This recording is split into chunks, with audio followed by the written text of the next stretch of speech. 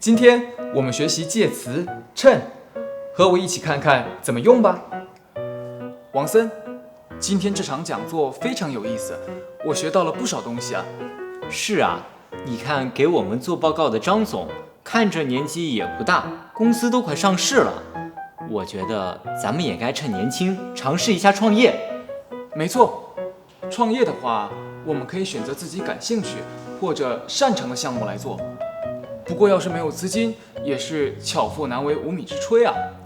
现在国家为了鼓励大学生创业，出台了不少优惠政策。趁这个大好时机，再加好的项目，资金问题应该不难解决。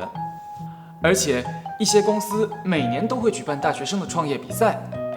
如果咱们真有好的项目，不妨趁着这样的机会先试一试，一来锻炼自己的能力，二来也不会有什么风险。那还等什么？这个比赛是什么时候呀？我要报名。今年的比赛刚结束，你还是准备明年的比赛吧。趁张总还在，你可以去向他请教一些关于比赛的问题啊。对啊，机会难得，走，咱们一起吧。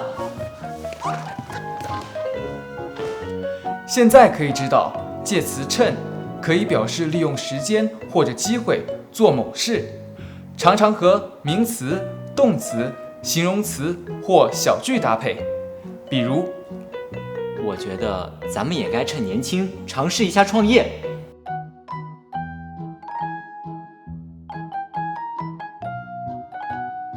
趁这个大好时机，再加好的项目，资金问题应该不难解决。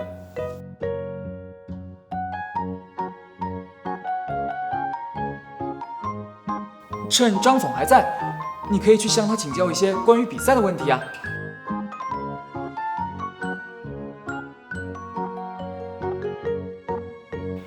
你学会了吗？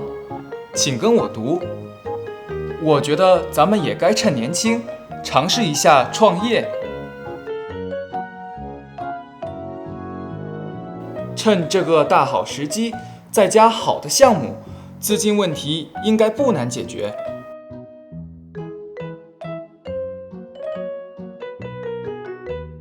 趁张总还在，你可以去向他请教一些关于比赛的问题啊。